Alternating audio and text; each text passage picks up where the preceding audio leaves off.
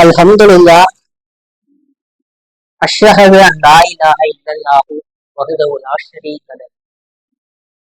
புகழ்ச்சி கடவுளுக்குரியது. கடவுளை தவிர வேறு தெய்வம் இல்லை என்று நான் சாட்சியம் பார்க்கின்றேன். அவர் தனித்தவர், எந்தவித தேவைகளும் அற்றவர், ஈடு இணைகளற்றவர், மன்னிப்பவர். இன்ஷா அல்லாஹ் இந்த ஜும்மாவுக்கு இந்த இறுதியான வேதத்திலிருந்து சில வசனங்களை பார்ப்போம். அதாவது இந்த கடவுள் இந்த குர்ஆன் ஃபுல்லா நமக்கு எல்லா விஷயங்களுமே எடுத்து கூறாரு. இரு பாதைகளை பத்தி சொல்றாரு, தூதர்களையும் அவங்களோட வாழ்க்கையும் பற்றி சொல்றாரு, நமக்கு தேவையானதை மட்டும் சொல்றாரு. ஏன் இந்த குர்ஆன்ல இது இல்லையா அது இல்லையான்னு நம்ம கேள்வி கேட்க வேண்டிய எந்தவித கேள்வியுமே நமக்கு தேவையில்லை. ஏன்னா நமக்கு என்ன தேவையோ அதுக்கு எந்தவித பற்றாக்குறையுமே இல்லாம நமக்கு கொடுத்திருக்கிறார். சந்தேகம் கொள்பவர்கள் தான் ஏன் இது இல்லை அது இல்லை நம்ம போட்டு அதை ஒரு தர்க்கம் பண்ணிக்கிட்டே இருப்போம். ஆனா எல்லாமே இந்த குர்ஆன்ல இருக்குது அப்படிங்கிற சொல்லிடுறாரு. இந்த குர்ஆன்ல ஒவ்வொரு இதையுமே சொல்லிடுறாரு. தூதர்கள் மூலியமா உங்களுக்கு என்னுடைய செய்திகளை நான் கொடுக்குறேன், அதன் மூலியமா சில செய்திகளை கொடுக்குறாரு. அவங்களும் இந்த குர்ஆனை கொண்டே அது ஒவ்வொன்றுமே சொல்லக்கூடியவங்களா கொடுக்குறாங்க. இப்படிதான் நமக்கு ஒவ்வொன்றுமே இந்த குர்ஆன்ல இருக்குதுங்கிறத சொல்றாரு. அதே மாதிரி நமக்கு தேவையான எல்லாமே இந்த குர்ஆன்ல இருக்குதுன்னு சொல்லிட்டாரு. உங்களை மீட்டுக் கொள்வதற்கு அனைத்தும் இதுல இருக்குது. அதனால நீங்க அடிக்கடி தொடர்புல இருந்துக்கங்க, அடிக்கடி இத படிச்சுக்கிட்டே இருங்க. இத உங்க வாழ்க்கையில நீங்க டெய்லி செய்யற பணிகள், நீங்க எதெல்லாம் ரெகுலரா செய்வீங்களோ அதை விட இதோட நீங்க ரெகுலரா இருந்துக்கங்க, தொடர்பு வச்சுக்கோங்க அப்படிங்கிற சொல்றாரு. அதிகமா அதுதான் அவர் சொல்றாரு. காலை மாலை போய் ஒவ்வொரு நேரமும் சொல்றாரு இல்லையா? என்னன்னா அதிகமா உங்களால இயலும் பொழுதெல்லாம் இந்த குர்ஆனை படிங்க, அந்த வசனங்களை நினைவு கூர்ந்து அதை அசை போட்டுக்கிட்டே இருங்க. என்ன சொல்ல வருது அப்படிங்கிறத அசை போட்டுக்கிட்டே இருங்க. என்ன கருத்து சொல்றாரு, என்ன சொல்ல வராரு உங்களுக்கு புரியலன்னா அதை திரும்ப திரும்ப படிச்சுக்கிட்டே இருங்க. அதுக்கு சம்பந்தமான வசனங்களை படிச்சுக்கிட்டே இருங்க. இந்த மாதிரி அதுக்காக தான் இந்த குர்ஆனை முதல்ல இருந்து கடைசி வரைக்கும் படிக்க சொல்றாரு. திரும்ப படிக்க சொல்றது அதுக்காக தான். ஒவ்வொரு முறையும் ஒவ்வொரு விஷயங்கள் உங்களுக்கு நாங்க கற்றுத்தரோம் அப்படிங்கிற சொல்றாரு.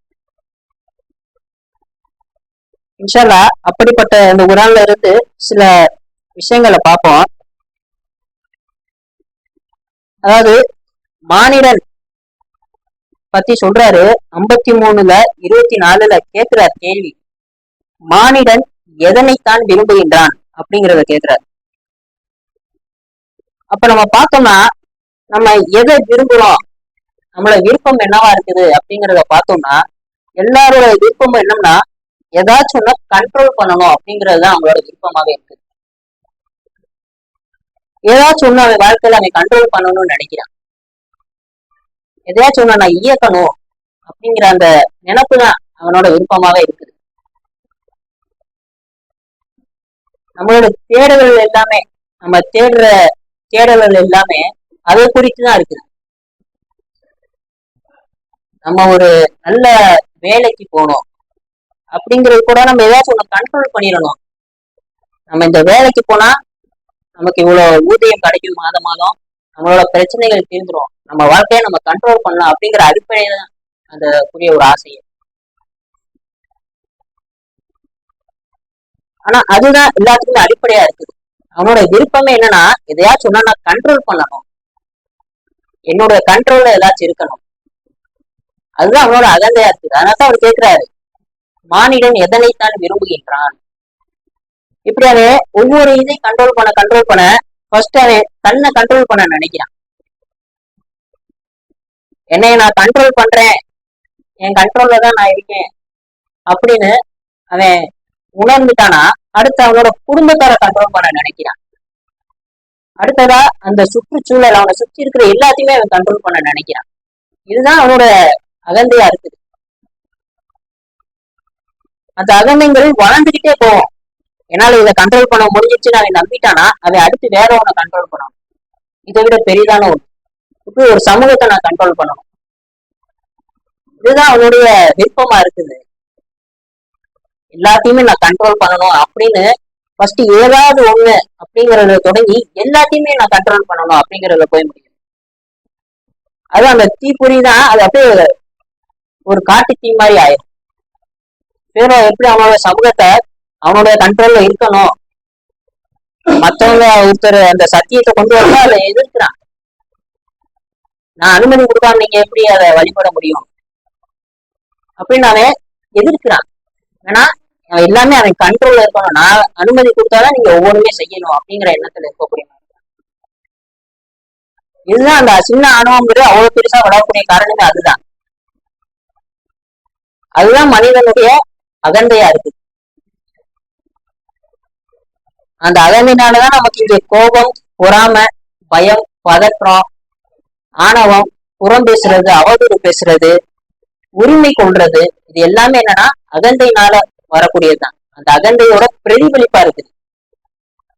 என்னைய நான் கண்ட்ரோல் பண்றேங்கிறது அதோட பிரதிபலிப்பு. அப்படி நான் என்னை கண்ட்ரோல் பண்ணி நம்பிட்டேன்னா என்னுடைய குடும்பத்தை எனக்கு ஏற்ற மாதிரி நான் கண்ட்ரோல் பண்றேன், என்னுடைய நண்பர்களை எனக்கு ஏற்ற மாதிரி கண்ட்ரோல் பண்றேன், அடுத்து என்னுடைய சுற்றுச்சூழல், இந்த சொசைட்டியை நான் கண்ட்ரோல் பண்றேன். இப்படி நான் வளர்ந்துகிட்டே இருக்கோம். அதுதான் இந்த அதிகார ஆசை அப்படிங்கிறதுல போய் முடியும். இதுதான் கடவுள் கண்டிக்கிறாரு நம்மள. இதனால என்னென்ன பின்விளைவுகளும் நமக்கு தெளிவாவே காட்டுறாரு. ஒருத்தன் அவனை கண்ட்ரோல் பண்றேன்னு நினைச்சானா அவனோட வாழ்க்கை எப்படி முடியுது அப்படிங்கறது ஒவ்வொன்றுமே நமக்கு தெளிவா காட்டுறாரு. ஏன்னா 4:28 சொல்றாரு மானிட படைப்பை பற்றி, கடவுள் உங்களுடைய சுமையை லேசாக்கவே விரும்புகின்றார், ஏனெனில் மானிட படைப்பு பலகீனமாகவே படைக்கப்பட்டுள்ளது. அந்த பலகீனம்ங்கிறது என்னன்னா ஏதாவது ஒண்ணு நான் கண்ட்ரோல் பண்ணணும்னு ஆசைப்படுறதுதான்.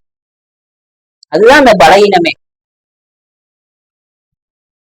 ஏதாவது ஒண்ணு நான் கண்ட்ரோல் பண்ணிடணும் அப்படிங்கிற அந்த ஒரு ஆசை தான் அந்த பலகீனமாவே நமக்கு சொல்றாரு.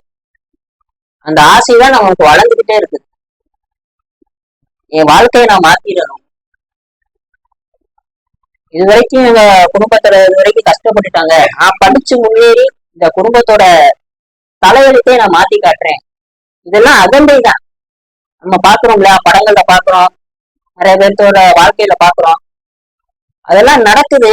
அவங்க கடவுளுக்கு என்னைக்குமே நன்றி சொல்ல மாட்டாங்க, கடவுளுக்கு என்னைக்குமே பொறுப்பேற்படுத்த மாட்டாங்க. அவங்களோட முயற்சி, அவங்களோட தன்னம்பிக்கை, இப்படி ஏதாவது ஒரு காரணம் அவங்கள முன்னிலைப்படுத்துவாங்களே தவிர அந்த படிப்பு ஏதோ ஒண்ணு அவங்க முன்னிலைப்படுத்துவாங்க. ஆனா அவங்க ஒருபோதும் கடவுளை அங்க சொல்லவே மாட்டாங்க. கடவுளை மறுக்கக்கூடியவங்களா மாறிடுவாங்க. இதுதான் அவன் ஏதோ ஒண்ணு அவன் கண்ட்ரோல் பண்ணணும்னு நினைக்கிறதோட பிரதிபலிப்பு தான் அது எல்லாமே. நான் படிச்சனால இங்க வந்தேன், இந்த நிலைமையில நான் கஷ்டப்பட்டு படிச்சேன், அதனால நான் இந்த நிலைமைக்கு வந்தேன். நான் கஷ்டப்பட்டு உழைச்சேன், யாரையும் ஏமாத்தாம என்னுடைய சொந்த காசுல நான் சம்பாதிச்ச காசுல நான் செலவு பண்ணேன், எவன்டி இது வரைக்கும் 1 ரூபா கூட கடன் வாங்கினதில்லை. இப்படி அவங்க செய்யறது ஒவ்வொன்றையுமே அவங்களோட அகந்தையோட கலந்து பேசுவாங்க. அவங்களுக்கு நடக்கிற ஒவ்வொன்றையுமே கடவுளை அவங்க சுத்தமா மறக்கக்கூடியவங்களா இருப்பாங்க. எல்லாத்துலயுமே நாங்க அந்த வார்த்தைய வச்சுக்கிட்டே இருப்பாங்க. அதுதான் கடவுள் நமக்கு சொல்றாரு, நீங்க உங்களோட அகந்தைய கொல்லணும். அந்த லாயிலாக இல்லலாமே அதுதான் அங்க விஷயமே. அந்த கடவுள் மட்டுங்கிறதுக்குள்ள போகும்போதுதான் நமக்கு பொறுமையவும் நிம்மதியவும் சகிப்புத்தன்மையவும் விட்டு கொடுக்குற இந்த மாதிரி பண்புகளை நமக்கு கொடுக்குறாரு. இந்த மாதிரி பண்புகளை நீங்க மற்ற எல்லாத்தையும் பார்க்கலாம். பொறுமையா சில பேர் இருப்பாங்க, ஆனா அவங்க அவங்களோட நடவடிக்கைகள் எல்லாமே எதை குறித்து இருக்குன்னா நான் அப்படிங்கறத குறித்து இருக்கும். அவங்க செய்யற தர்மமா இருக்கட்டும், அவங்க செய்யற உதவிகளா இருக்கட்டும், மற்றவங்களுக்கு செய்யற எதுவா இருக்கட்டும், அது எல்லாமே நான் அப்படிங்கறத குறித்துதான் இருக்கும். அவங்க இப்ப ஒருத்தவங்களுக்கு சாப்பாடு வாங்கி கொடுக்குறாங்க, ஒருத்தவங்களுக்கு வீடு கட்டி கொடுக்குறாங்க, எதுவா இருந்தாலுமே நம்மளால முடிஞ்ச ஒரு உதவி, ஏற்கனவே சொல்லியிருக்கேன், நம்மளால முடிஞ்சது, என்னால முடிஞ்ச ஒரு உதவி, என்னால முடிஞ்ச ஒரு சின்ன உதவி, என்னால முடிஞ்சிச்சு அவங்களோட பசியை போக்குனேன், அவ்வளவு ஒருவேளை பசி என்னால போக்க முடியும் இப்படின்னு ஏதோ ஒண்ண அந்த நான்கிறதுதான் போய் திணிப்பாங்க. அவங்கள அதங்கைக்கு தீனி போடுவாங்க. இதெல்லாம் நம்ம கடந்து வந்துகிட்டே இருக்கணும். நம்மளும் சொல்லக்கூடியவங்களா இருப்போம். நம்மளும் அந்த மாதிரி செய்யக்கூடிய, நம்மளும் அந்த மாதிரி நினைக்கக்கூடியவங்களா இருப்போம். நம்ம அதை பாக்குறோம்ல, வெளியே பாக்குறோம் இல்லையா, இவ்வளவு விஷயங்கள் பண்றாங்க, இவ்வளவு நல்ல விஷயங்கள் பண்றாங்கன்னு. ஆனா அவங்களோட நோக்கங்கள் நல்லதா இருக்காது. அதுதான் இங்க விஷயமே. நீங்க வெளியில வர விஷயங்களை மட்டும் பார்க்கலாம், அவங்களுடைய நோக்கங்கள் எதனால நீங்க இப்படி பண்ணீங்க, ஏதோ என்னால முடிஞ்சது, என்கிட்ட இருந்துச்சு, அவங்க கஷ்டப்படுற மாதிரி தெரிஞ்சுச்சு, என்னால உதவ முடியும்னு தோணுச்சு, நான் செஞ்சுட்டேன் இப்படின்னு அவங்க தன்னை முன்னிலைப்படுத்தக்கூடியவங்களா இருப்பாங்க. அதெல்லாம் அர்த்தமற்றது அப்படிங்கிற சொல்றாரு. அந்த செயல்களுக்கெல்லாம் எந்த புள்ளியுமே இருக்காது. அதே சமயம் நம்பிக்கையாளர்கள் அவங்க எந்த மாதிரி செய்வாங்கிற சொல்றாரு. 76:9 சொல்றாரு, கடவுளுக்காகவே நாங்கள் உங்களுக்கு உணவளிக்கின்றோம், உங்களிடமிருந்து எந்த கைமாறையோ அல்லது நன்றியையோ நாங்கள் எதிர்பார்க்கவில்லை. எங்கள் இரட்சகரிடமிருந்து துன்பமும் சங்கடமும் நிறைந்த அந்த நாளே நாங்கள் பயப்படுகின்றோம். அவ்வளவுதான். அவங்க செய்யறது எல்லாமே கடவுளுக்காகவே. அவங்க முன்னிலைப்படுத்துறது என்னன்னா கடவுள் அப்படிங்கிற அந்த விஷயம். அங்க அவங்க நான் அப்படிங்கிற விஷயத்தையே இங்க வைக்கல. கடவுளுக்காகவே நாங்க செய்வோம், அவ்வளவுதான். இவங்க நான் செய்யறேங்கிறதுதான் அவங்களோட நோக்கமா இருக்கும். அதனால்தான் கடவுள் மட்டும்தான் அனைத்துக்கும் தகுதியானவரா இருக்கிறார். அவங்க சொல்றது எல்லாமே கடவுளை மட்டும்தான் சொல்லுவாங்க. அதனால கடவுள் மட்டும்தான் தகுதியானவரா இருக்காரு அனைத்திற்கும். அவர் மட்டும்தான் நல்லவரா இருக்கிறாரு. அவர் தான் நம்மள நல்லவங்களா மாத்த முடியும் அப்படிங்கிற நோக்கம் தான் அவங்களுக்கு இருக்கும். நான் நல்லதே அப்படிங்கிற நோக்கம் அவங்களுக்கு இருக்காது. கடவுள் தான் என்னை நல்லவரா மாத்த முடியும். ரெண்டுத்துக்குமே வித்தியாசம் இருக்குது. அவரு தான் என்னை நல்லவரா மாத்த முடியுங்கிறதுக்கும் நான் நல்லவ அப்படிங்கிறதுக்கும் வித்தியாசம் இருக்குது. இதுல இது மட்டும்தான் சரியானது. அவர் நாடினாலே தவிர நம்ம வழிநடத்தப்பட வாய்ப்பே இல்லை. ரெண்டுத்துக்குமே அதான் வித்தியாசம். அதான் பெரிய வித்தியாசமே. நம்ம செயல்களை பாக்குறோம். இங்க நம்பிக்கையாளர்களும் மற்றவங்களுக்கு ஜக்காத்து கொடுக்குறாங்க, தர்மம் பண்றாங்க, உதவி செய்யறாங்க. ஒரு நம்ப மறுப்பவனோ ஒரு நய வந்தவனோ அவனும் அந்த உதவிகளை செய்யறான். ஆனா நோக்கம் என்னன்னு பார்த்தோம்னா அதுதான் இங்க மாறுபடும். நம்ம செயல்களையே பாக்குறோம், நோக்கம் தான் இங்க அடிப்படையே. எந்த நோக்கத்துல அவங்க செய்யறாங்க. ஆனா இப்படிதான் கடவுள் ஒவ்வொன்றையுமே இயக்குறாரு. அவங்க அகந்தையில இருந்தாலுமே அவங்களுக்கு பிடிச்ச மாதிரி அவங்களால நடக்க முடியாது. அவங்களுக்கு பிடிச்ச மாதிரி ஏதோ ஒண்ணுக்காக அவங்க பயந்து ஆகணும். இந்த சமூகத்துக்காக அவங்க பயந்து சில நல்ல விஷயங்களை அவங்க செய்யற மாதிரி காட்டிக்கணும். இப்படி ஏதோ ஒண்ணு அவங்கள செய்ய வச்சுக்கிட்டே இருப்பாரு. ஏதோ ஒண்ணு அவங்கள பயம் வச்சுக்கிட்டே இருப்பாரு. அதுதான் கடவுளோட இதுவா இருக்குது. கடவுள் வழியாக இருக்குது. அவன் கண்ட்ரோல் பண்றான்னு அவன் நினைச்சிருந்தா அவன் எதுக்கும் பயப்பட வேண்டிய அவசியம் இல்லை. ஆனா அவன் ஏதோ உனக்காக பயந்து ஏதோ ஒண்ணு அவன் செய்யக்கூடியவனதான் இருப்பான். அதை அவன் நடிக்கணுங்கிறக்காண்டியே அவன் செய்வான். ஆனா அதை அவனை செய்ய வைப்பாரு. அவனுக்கு அது விருப்பம் இல்லைனாலும் அவன் செய்ய வைக்கிறாரு. ஒரு அரசியல்வாதி எல்லா தப்பும் செஞ்சுட்டு மக்களுக்கு இலவச உணவு போட வைக்கிறான். அதெல்லாம் ஒரு கண்கட்டி வித்தியாதான் இருக்குது. ஆனா அந்த விஷயம் அவனுக்கு பிடிக்கல, ஆனா அவங்க செய்ய வைக்கிறாரு. அதெல்லாம் அவனுக்கு ஒரு உண்மையை உணர்த்துறதுக்காக தான். இங்க எதுவுமே உன்னோட கண்ட்ரோல்ல இல்ல, நீ தான் இங்க ஏமாந்துகிட்டு இருக்கிற அப்படிங்கறதெல்லாம் அவனுக்கு உணர்த்துறதுக்காக தான். இன்ஷா அல்லாஹ் தொடர்ந்து பார்ப்போம். நம்மள ஆதி பாவத்துக்காக பாவம் எடுத்து கேட்போம். தூங்கில்லா அல்ஹம்துலில்லாஹ் அஷ்ஹது அன் லா இலாஹ இல்லல்லாஹு வஹ்தஹு லா ஷரீக லஹு. புகழ்ச்சி கடவுளுக்குரியது. அவரை தவிர வேறு தெய்வம் இல்லை என்று நான் சாட்சியம் படுகின்றேன். அவர் தனித்தவர், சர்வமும் அறிந்தவர், ஞானம் உள்ளவர். இன்ஷா அல்லாஹ் தொடர்ந்து பார்ப்போம்.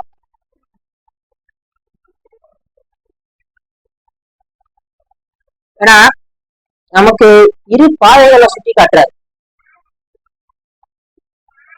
சுதந்திரத்தை கொடுத்திருக்கிறார். அதாவது நமக்கு ஒரு சாய்ஸ், தேர்ந்தெடுக்கும் சுதந்திரம் அப்படிங்கிற சொல்றாரு. ஒரு சாய்ஸ் கொடுக்குறாரு. கடவுளா இல்ல கடவுளன் மற்றொன்றா அப்படிங்கிற மாதிரி சாய்ஸ் கொடுக்குறாரு. நம்பிக்கையாளர்களை பொறுத்த வரைக்கும் அவங்க அந்த நம்பிக்கையில உறுதிப்பட அவங்களுக்கு காலப்போக்குல அந்த நம்பிக்கையின் விளைவா, அந்த நம்பிக்கையோட பிரதிபலிப்பா அவங்களுக்கு அடுத்து அந்த சாய்ஸ்ங்கிறது அவங்களுக்கு தேவையே படாது. கடவுளா மற்றொன்றா அப்படிங்கிறது இருக்குல்ல, அந்த அந்த மற்றொன்றுங்கிறது அவங்களுக்கு இல்லாம போயிடும். அந்த மற்றொன்றை பத்தி அவங்களுக்கு எந்தவித, ஏன்னா நமக்கு இங்க நடக்கிறத நம்ம ரெண்டு விதமா யோசிக்கிறோம் இல்லையா? கடவுளுக்கு பொறுப்பேற்படுத்துவோமா இல்ல நம்மளே பாத்துக்குவோமா, இந்த மாதிரி நம்ம யோசிக்கிறோம். அது காலப்போக்குல என்ன ஆகும்னா அவங்க கடவுள் கடவுள் கடவுள்னு போயிடுவாங்க. கடவுள் மட்டும் கடவுள் கடவுள் கடவுள்னு போயிடுவாங்க. இந்த ஆல்டர்னேட்டா இன்னொரு சாய்ஸ் இருக்குங்கிறதே அவங்களுக்கு தேவையில்லாம போயிடும். அவங்க அதெல்லாம் திரும்பி கொடுத்துருவாங்க. எங்களுக்கு கடவுள் போதுமானவர், எது வந்தாலுமே கடவுள் போதுமானவர், அவ்வளவுதான். அதுதான் அவங்களோட நிலையா இருக்கும். அவங்கதான் மேலானவங்களா இருக்கிறாங்க. எல்லா சூழ்நிலையுமே அதுக்குதான் அந்த நம்பிக்கைங்கிறது, அதுதான் அவர் தரம் பிரிச்சு வச்சிருக்கிறாரு ஒவ்வொன்றையுமே. இவங்க மேலான சொர்க்கத்துக்கு போறாங்க, இவங்க கீழான சொர்க்கம், இவங்க நரகம், இவங்க ஆத்மா சுத்தி இருக்கு, ஒவ்வொன்றையும் பிரிச்சு வச்சிருக்காங்க. எல்லாமே ஒவ்வொரு காரணங்களுக்காக பிரிச்சு வச்சிருக்கிறாரு. அவங்களுக்கு அந்த ஒரு சாய்ஸ் அவங்களுக்கு தேவைப்படாம போயிடுச்சுன்னா அவங்களோட நம்பிக்கை எப்படிப்பட்டதா இருக்கும், அவங்களோட வாழ்க்கை எப்படிப்பட்டதா இருக்கும், அவங்க அவங்க வாழ்க்கை சாதாரணமா இருக்கும். ஆனா அவங்களோட நோக்கங்கள் எப்படிப்பட்டதா இருக்குங்கிறத நம்ம பார்க்கணும். இப்ப இந்த தர்மத்தை பத்தி சொல்றாங்க இல்லையா, கடவுளுக்காகவே நாங்க உங்களுக்கு கொடுக்குறோம், இதுதான் உங்களோட நோக்கமா இருக்கும். எதுனாலுமே கடவுளுக்காகனே இருக்கும். அவங்க அவங்களோட அகந்தையும் உள்ள கொன்றவங்களா இருப்பாங்க, அகந்தையும் இல்லாதவங்களா இருப்பாங்க. அந்த நிலையிலதான் அவங்களுக்கு அந்த சாய்ஸ்ங்கிறது தேவைப்படாது. எது நடனாலுமே அவங்க டக்கு டக்குன்னு அவங்க யோசிக்கலாம் மாட்டாங்க. கேட்டம் கட்டுப்பட்டோங்கிறது அந்த மாதிரிதான் இருக்கும். டக்கு டக்குன்னு அவங்க கடவுள் கடவுள் தான் போவாங்க. அதுக்கு மாற்றா எதையுமே அவங்க யோசிக்க மாட்டாங்க. அதுதான் அவங்களோட செயல்கள்ல வெளிப்படும். நம்மளோட சிந்தனைகள்லயே வெறும் நல்ல சிந்தனை ஆயிடுச்சுன்னா எப்படி இருக்கும்? ஆனா நம்மளோட சிந்தனைகள்ல நல்ல சிந்தனையும் இப்ப கெட்ட சிந்தனையும் இருக்குது. அந்த கெட்ட சிந்தனை எல்லாமே நம்மளை விட்டு நீங்கிடுச்சு, வெறும் நல்ல சிந்தனைகளா இருக்குதுன்னா அப்ப அவங்க ஃபுல்லா கடவுளை மட்டுமே முன்னிலைப்படுத்துவாங்க. வேற எதுக்குமே அவங்க முக்கியத்துவம் கொடுக்க மாட்டாங்க. அதுதான் கடவுள் நம்பிக்கை, அதுதான் பூரண பாதுகாப்பு அப்படிங்கிற சொல்றாரு. அந்த பூரண பாதுகாப்புங்கிறது அப்படிப்பட்டதா இருக்கும். உங்களுடைய நோக்கங்கள் எல்லாத்தையுமே அதை மாத்தி அமைச்சிடும். உங்களுடைய முன்னுரிமைகள் எல்லாமே மாத்தி அமைச்சிடும். எல்லாமே கடவுளை குறித்ததாகவே இருக்கும். அதனாலதான் அவங்க எங்கேயுமே அவங்க கோபப்பட மாட்டாங்க, எதுக்குமே அவங்க பதற்றப்பட மாட்டாங்க, எதை குறித்தும் பயப்பட மாட்டாங்க. இது எல்லாமே அதோட பிரதிபலிப்பாதான் இருக்கும். அந்த நம்பிக்கையின் வெளிப்பாடா இருக்கும். இது எல்லாமே இந்த கடவுள் மட்டும் அதுக்குள்ள வர்றதுதான் இது எல்லாமே. அதுதான் உண்மையான பொறுமையா இருக்கும், அதுதான் உண்மையான நிம்மதியா இருக்கும், அதுதான் சரியான சகிப்புத்தன்மையா இருக்கும். ஆனா இங்க எல்லாருமே சத்தியத்தை ஏற்ற மறுக்கிறவங்களாதான் இருக்கிறாங்க. நம்மள நிறைய சூழ்நிலையில மறுத்துக்கிட்டேதான் இருக்கிறோம். சத்தியம் நம்ம கண்ணுக்கு தெளிவானதான் காட்டப்படுது. எதுவுமே ஒளிஞ்சு இருக்குது மறைவானதா இருக்கு அதெல்லாம் எல்லாமே தெளிவானதான் இருக்குது. நம்மதான் அதை பாக்குறது இல்ல. நமக்குதான் கடவுள் அழைப்புகள் கேட்கறது இல்லை. கடவுள் நம்மளை அழைத்து கொண்டுதான் இருக்கிறாரு, நம்மதான் மறுமொழி அளிக்கிறது இல்லை. நம்ம செய்யற தவறுகளுக்கு ஃபுல்லா காரணம் என்னன்னா அந்த நான்கிறது தான். அகந்தையிலே நம்ம வளர்ந்துகிட்டே இருக்கிறோம். அதனால அது எதுவுமே நமக்கு தெரிய மாட்டேங்குது. விஷயங்கள் நமக்கு எல்லாமே தெளிவாகி நம்ம கையில இருந்தாலுமே நம்ம அதை கண்டுக்கிற மாட்டேங்கிறோம், அலட்சியம் செஞ்சுட்டு போயிடும். இந்த உலக வாழ்க்கை இந்த ஒண்ணுமே இல்லாத விஷயங்களுக்காக கடவுளை அலட்சியம் செஞ்சுட்டு போயிடும். அங்க ஒரு அடி இருப்பு கொடுக்குறாரு, ஒரு நாளின் பெரும்பகுதி அப்படிங்கிறத கொடுக்குறாரு, அதெல்லாம் நம்ம அலட்சியம் செஞ்சுட்டு போயிடும். ஒரு நாளின் பெரும்பகுதிங்கிறது அப்ப நம்மளோட வாழ்க்கை இந்த விஷயம் நமக்கு கையில கிடைச்சிருச்சு, கடவுள் மட்டும்ங்கிறத நமக்கு தெளிவாக்கிடுச்சு. இன்னும் நம்ம அதை குறித்து நம்ம அலட்சியம் செஞ்சுக்கிட்டே இருப்போம்னா நம்மளோட அகந்தையினாலதான்,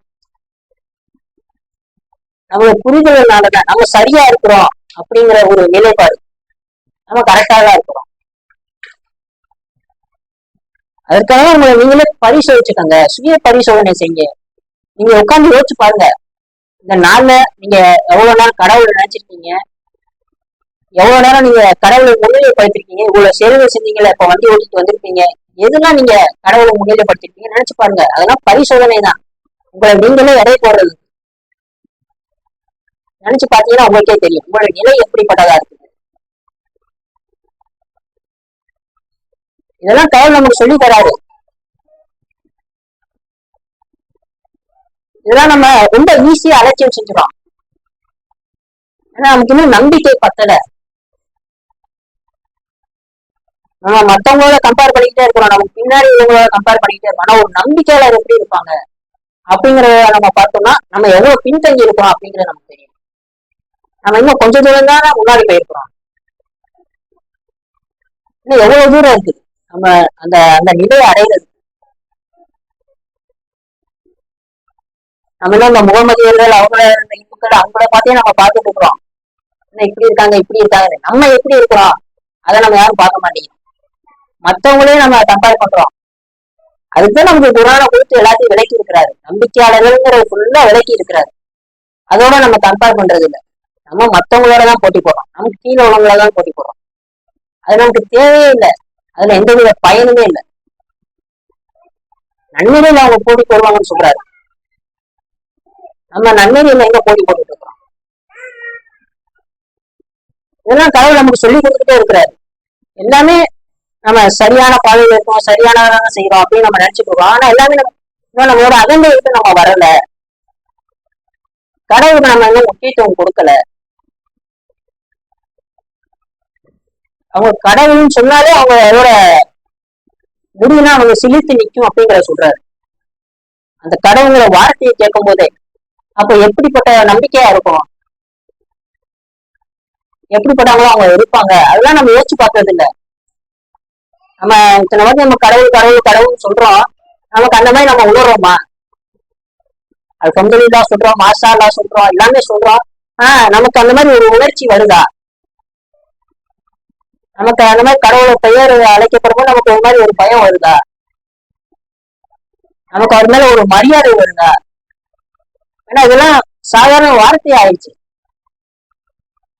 நம்மளோட வாழ்க்கைக்குள்ள அப்படியே என்னென்னலாம் கொண்டு வந்தோமோ சாதாரணமா இருக்குவோ அதுக்குள்ள இவரையும் நம்ம கொண்டு வந்தோம். அவ்வளவுதான். அவருக்குரிய மரியாதையை நம்ம தரதில்லை, அவருக்குரிய அங்கீகாரத்தை நமக்கு தரதில்லை, அவருக்குரிய கண்ணியத்தை நம்ம தரதில்லை. இதனால நம்ம அவரை அலட்சியம் செஞ்சுக்கிட்டே இருக்கிறோம். ரொம்ப ஈஸியா அலட்சியம் செஞ்சிருவோம். ஒரு தொழுகையை விட்டுருவோம், அந்த தொழுகையை விட்டோமே அப்படிங்கறதுக்கு பாவம் கேட்கிறோமா? இல்ல அந்த ஒரு தொழுகையை எடுத்துக்கோமே ஒரு குற்ற உணர்ச்சி இருக்குமா? அதெல்லாம் இருக்காது. இதெல்லாம் என்னன்னா ஒரு அலட்சியம் தான். இதெல்லாம் நமக்குரிய பாடங்கள், அவ்வளவுதான். ஒரு சோதனையை நமக்கு கொடுக்குறாரு, நீங்க கத்துக்கிறணும் அப்படிங்கிறதுக்காக தான். ஆனா நம்ம கத்துக்காமவே இருக்கிறோம். விஷயங்கள் நமக்கு தெளிவான அப்புறமும் நம்ம இப்படியேதான் இருக்கிறோம். நம்மளோட நிலை மாறணும், நம்மளோட வாழ்க்கையை அப்படியே உயரணும், நோக்கங்கள் எல்லாமே நமக்கு மாறும் அப்படிங்கிற சொல்றாரு. அதற்கெல்லாம் இந்த தூதர்களை பத்தியே சொல்றாரு. அவ்வளவு வரலாறுகளை சொல்றாரு. அவங்க ஏதாச்சும் அறியாமையில ஒரு பாவம் செஞ்சுட்டா கூட டக்குன்னு அவங்க பாவ மன்னிப்பு கேட்கக்கூடியவங்களா இருக்கிறாங்க. அந்த பாவ மன்னிப்பையும் நமக்கு விவரிக்கிறாரு. அது வெறும் வார்த்தைகள் அல்ல, அவங்க உணர்ந்து கேட்பாங்க, அவங்கள கண்கள்ல கண்ணீர் வரும், இப்படி எல்லாமே நமக்கு சொல்றாரு. எல்லாமே என்னன்னா அடிப்படையா அவங்க எல்லாத்தையுமே உணர்ந்தவங்களா இருப்பாங்க. அவங்களோட பாவம் எப்படிப்பட்டதா இருக்குன்னு உணர்ந்தவங்களா இருப்பாங்க, அவங்களோட கடவுள் எப்படிப்பட்டவரும் உணர்ந்தவங்களா இருப்பாங்க. இதெல்லாம் நீங்க உணரும் போதுதான் இதெல்லாம் நடக்கும். இதெல்லாம் உணர்வுனா நம்ம அதான் இந்த நம்ம உணராமதான் இருக்கிறோம். இப்பெல்லாம் நம்ம இவ்வளவு பேசுறோம், தொழிலெல்லாம் செய்யறோம், ஆனா நமக்கு இன்னும் அந்த உணர்வுங்கிறது கிடைக்கல. கடவுளை பற்றிய அந்த புரிதல்கள் நமக்கு இன்னும் பத்தல. நம்பிக்கை பற்றாக்குறையா இருக்கு. அழுது சிரமணிஞ்சவங்களை அவங்க விடுவாங்க அப்படிங்கறதுதான் நமக்கு சொல்றாரு. அதெல்லாம் ரொம்ப மேம்படுத்தி சொல்றது அதெல்லாம் நடக்கக்கூடியது, நம்பிக்கையாளர்களுக்கு அதெல்லாம் நடக்கக்கூடியது, இயல்பாகவே நடக்கக்கூடியது அப்படிங்கிற சொல்றாரு. இன்ஷா அல்லாஹ் கடவுள் நம்மையும் அந்த ஒரு படித்தரத்துக்கு உயர்த்த அவர்கிட்ட நம்ம அதிகம் அதிகமா பிரார்த்தனை செய்யணும். அதிகம் அதிகமா இந்த குரானை நம்ம தொடர்புல வச்சுக்கணும். என்ன சொல்ல வராரு, என்ன சொல்றாரு. ஆனா இங்க பல அகந்தையினால பிரிவுகள், நம்மளோட பல பிரிவுகள் வந்துகிட்டே இருக்குது நமக்குள்ளேயே. நான் தான் சரி, நான் தான் சரி.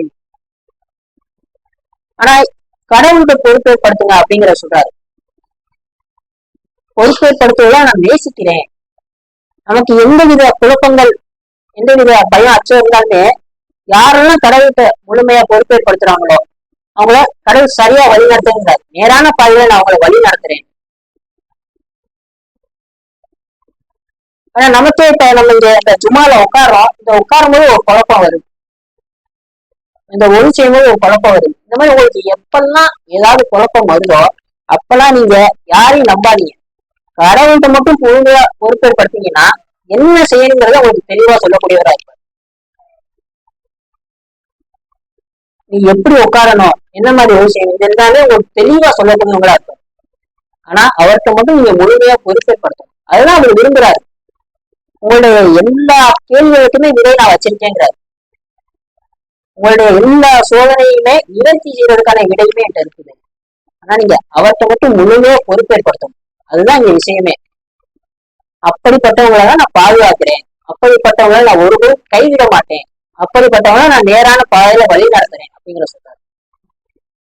எல்லாத்துக்குமே அடிப்படையே பொறுப்பேற்படுத்துதல் தான். அந்த இதெல்லாம் நீங்க செஞ்சும் போது நீங்க பொறுமையா இருப்பீங்க. உங்களுக்கு கோபத்துக்கான வேலை இருக்காது, அடுத்தவங்க மேல பொறாமைப்படுறதுக்கான வேலை இருக்காது. இந்த மாதிரி கெட்ட எண்ணங்களுக்கு எந்த வேலையுமே இருக்காது. ஆட்டோமேட்டிக்கா நீங்க போக போக போக போக எந்த வித கெட்ட எண்ணங்களுமே இல்லாம நீங்க கடவுள் கடவுள் கடவுள் போயிருவீங்க. இன்ஷால்லா நம்மளே அந்த நிலைக்கு கொண்டு போக கடவுள்கிட்ட பிரார்த்தனை செய்வோம், தொடர்பு தொழிலுக்கு ஆயத்தமாவோம். அக்கிமிஷலா.